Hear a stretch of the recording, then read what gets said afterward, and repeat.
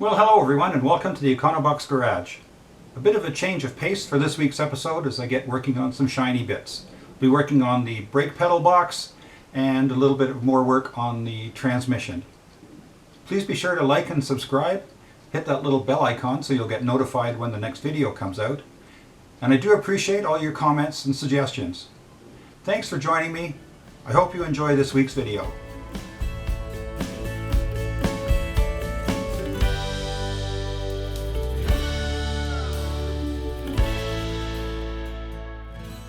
I'm just going to take a step back to the transmission for a little bit. You've seen it in an earlier video, I got it all painted and everything installed. But I've since learned a trick for these slave cylinders, make it a lot easier to service in the future with the engine and transmission in the car. The issue comes with this top bolt here. It's quite long and it actually does not come all the way out before hitting the inside of the tunnel. So basically it's making it almost impossible to get that bolt out. The bottom one comes out fine. So what I'm going to do is cut away part of the body of the slave cylinder so that when it comes time to install it or remove it when it's in the car, I just have to loosen this bolt and then remove this one that went so it'll drop out. So here we have the slot cut on that top mounting tab for the slave cylinder. So from underneath the car, we don't have to take this top bolt out because it won't come out without the engine moving. We can slide that over.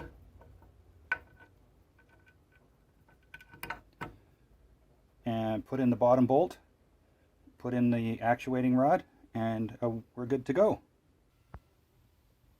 In order to help things easier with the clutch slave cylinder, I've not only slotted the mounting tab here, I've also purchased a remote bleeder valve. So that just screws into the spot where the bleeder would normally go, and this comes up over the transmission and will be secured to the back of the engine through this bolt hole here. And that puts the bleed screw up high and somewhere where it's relatively easy to get to. And I purchased that from Bug Eye Guy, and I'll put a link to his website in the description below. Just want to tackle a little project for the beginning of this week. I'm just going to dismantle the brake and clutch pedal assembly. I've already got the master cylinder out. There's a bolt that goes through here on the top, and then there's another matching one. You can see it here, and that basically is accessed from inside the car. So it's a lot easier to take the whole thing out. So I'm just going to remove these pins, slide those out, remove all this, and I'm just going to bag them up according to the clutch and the brake. Then I'll get the pedals out. Then I'm going to go and get this whole thing cleaned up and repainted. I must apologize because I forgot to video taking the pedal box assembly apart. But here we are putting everything together. Here's all the linkages and what have you. That's for the clutch pedal. This part's for the brake pedal. I took them off, labeled them, and they've been cleaned up. This is the bolt that holds the pedals in, or they hinge on. I've picked up new pads and a new master cylinder, and I've cleaned up and painted the pedals themselves. So this is the clutch and this is the brake. So I'm going to put this all back together now. I'm using the original Clevis pins to start with, but I am going to order others ones because these have been worn, but they are relatively straightforward to change with this in the car. Oh, I've also picked up a new, they call this the draft excluder. So this stops or reduces the amount of air that gets in from the engine compartment into the cabin. Now, one thing I will note off the bat, when you are taking this apart and replacing the master cylinder, it's a lot easier to get the master cylinder out if you remove the whole pedal box assembly, because one of the bolts that holds the master cylinder in is accessible from outside, but the other one, which is down here, is inside the car. Well, there's the master cylinder bolted in. There are two different bolt lengths used to put this in. The longer one goes on the outside, and you can see that sticks out quite a bit there.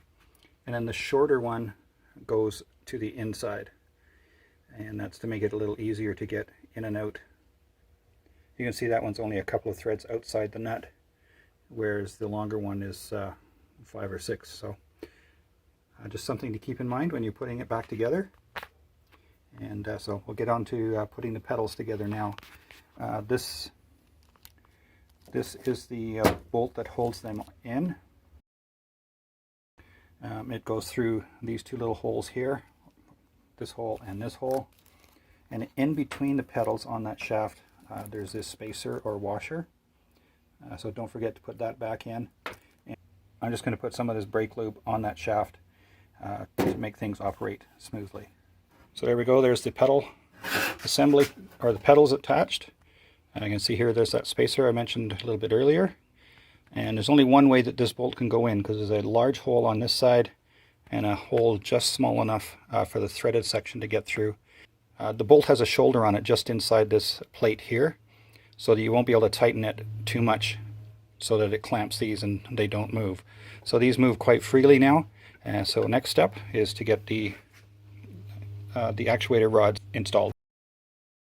Or one thing I didn't do when I took this apart was take these two adjustment bolts out. I just left them where they were. Now I may have to adjust them later on. Don't forget to put in the draft excluder. And it just goes down through there, and then we can get to work on putting the rods in. Well, that was a quick lesson learned on this.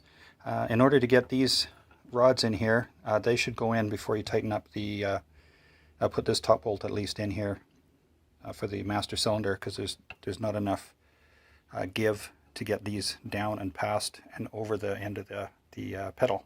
Back a couple of steps and we'll loosen those bolts off. We'll take this one out so I can tilt this up and get the actuator rods in.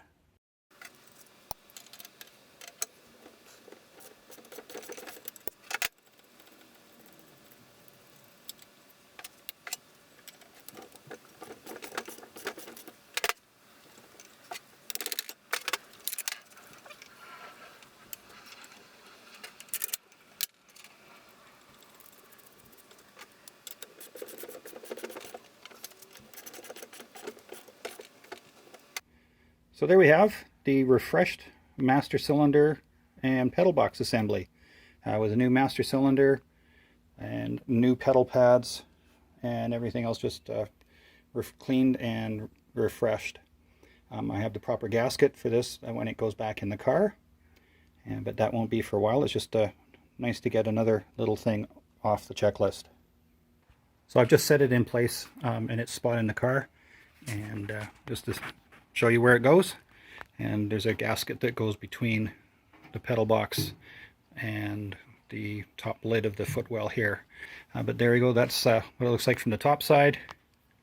And then you can see, or can't see, the lower bolt that's underneath this panel here. You can get to the top one easily, but not to that bottom one. And there you can just see the new pedal pads, and I have a new accelerator pedal as well that will be going in. Well, that wraps up this week's episode. Thanks for joining me. Please be sure to like, subscribe, hit that little bell icon so you'll get notified when the next videos come out. Please leave any questions or suggestions in the comments section below. My name is Ian. This is the Econobox Garage. We'll see you next time.